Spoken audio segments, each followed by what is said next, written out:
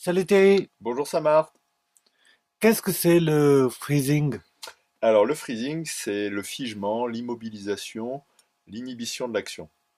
Le freezing, c'est à la fois une réaction normale et naturelle au stress, qui correspond en fait à la baisse de tension que les animaux utilisent pour se camoufler, pour faire le mort. Et cette baisse de tension, c'est aussi la baisse de tension qu'on a naturellement le soir lorsqu'on se met au repos. C'est-à-dire que bouh, on s'endort, on se couche. Pour que tu comprennes bien le freezing, il faut comprendre trois choses. Première chose, il faut comprendre que le stress, c'est une énergie électrique, c'est une énergie vitale qui alimente le système nerveux autonome. C'est-à-dire que ce qui permet au corps de bouger, ce qui permet à la vie d'être en nous, c'est de l'électricité. C'est de l'énergie vitale, ce que les Chinois appellent le qi, par exemple. Cette énergie vitale, elle circule dans le système nerveux autonome, dans le système nerveux neurovégétatif, et elle permet en fait à mon corps de bouger, de s'activer, etc. C'est de l'électricité qui permet l'activation ou bien, hop, la détente, c'est-à-dire la baisse de tension.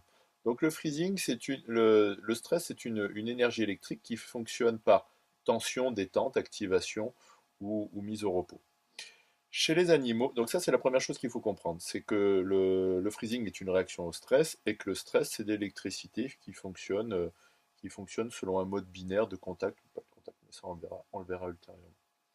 La deuxième chose qu'il faut comprendre, c'est que il y a du freezing naturel chez les animaux. C'est-à-dire que chez les animaux, il y a le freezing que j'en parlais tout à l'heure pour s'endormir, se mettre au repos. Et puis tu as le freezing aussi pour se camoufler. C'est-à-dire qu'en fait, là on fait le mort. Il y a la baisse de tension. Chez les animaux, et ça a été étudié par le docteur Peter Levine de l'université de Berkeley. Peter Levine, il est à la fois biologiste et psychothérapeute. Chez les animaux, en fait, quand ils font du freezing, parce qu'ils sont attaqués, parce qu'ils subissent une attaque, une violence, un choc, etc., en fait, ils ont, et je vais reprendre, comment tu m'as dit que ça s'appelle ça? Slinky. Un slinky. Je vais reprendre le même slinky que Peter Levine, parce que je l'ai vu expliquer il a expliqué ça dans une vidéo avec son Slinky à l'occasion de la diffusion de son livre Réveiller le tigre aux Mhm. éditions Duno. Et donc, avec son Slinky, c'est ça, Yeah. il explique ce que c'est que le freezing chez les animaux. En fait, ça, c'est l'énergie vitale, c'est l'électricité du système nerveux. Donc ça, c'est le cœur qui bat, par exemple, la vie qui bat en nous. Elle est en mouvement, cette énergie vitale. Quand il y a du freezing chez les animaux, en fait, ils vont se mettre au repos. Et ils vont faire le mort, comme s'ils étaient morts, ça bouge plus. Donc ils vont se figer, ils vont s'immobiliser en se camouflant. Peter Levine, en fait, il a observé que les animaux, parce qu'il se demandait, mais comment ça se fait que les animaux ne soient pas traumatisés après toutes les attaques qu'ils ont dans le monde animal, c'est-à-dire les lapins qui sont poursuivis par les renards, etc. etc. Et donc, en fait, il s'est aperçu que les animaux, après avoir fait du freezing pour se camoufler, en fait, ils ont des petits mouvements, des petits tremblements pour retrouver naturellement leur énergie vitale. Et là, je passe au troisième point chez les êtres humains. Le problème qu'il y a chez les êtres humains, c'est que quand on subit du stress, quand on subit les 7 blessures du cœur, qui sont les 7 racines du stress que j'ai décrit dans une autre vidéo, en fait, quand on subit les violences, etc., qu'on retrouve dans nos sociétés, dans nos familles et dans nos pays à l'échelle mondiale, en fait, le problème, c'est que le freezing qu'on a, le figement qu'on a, la mise en immobilisation qu'on subit socialement, en fait, elle est carrément littéralement, c'est un encaissement. C'est-à-dire qu'en fait, on est amené à la fermer, à encaisser, à se taire. Et là, l'énergie, en fait, à l'intérieur de nous, elle va créer du mal-être, elle va créer des problèmes. C'est-à-dire qu'en fait, la stagnation de l'énergie vitale, quand elle est encaissée comme ça va amener des problèmes de rumination, de procrastination, c'est-à-dire de dépression, de passivité. Ça va amener aussi des problèmes d'inhibition, de blocage.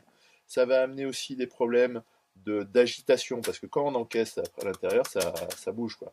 Donc il va y avoir à l'intérieur, il va y avoir des problématiques d'agitation, on appelle ça des manies aussi. Il va y avoir des problématiques de compulsion, d'impulsion. Il va y avoir aussi des problématiques d'inflammation, de somatisation. Tout ça, c'est quoi? C'est l'énergie vitale, c'est l'énergie électrique du système nerveux, en fait, qui est bloquée et qui va créer des problèmes, quoi.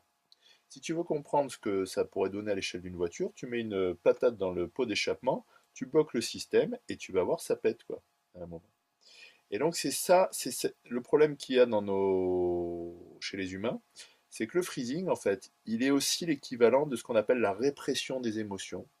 Il est aussi l'équivalent de l'anesthésie des sensations. C'est-à-dire on nous demande de nous taire, on nous demande de rien sentir, on nous demande de bloquer en fait la vie en nous, et ça va créer plein de symptômes.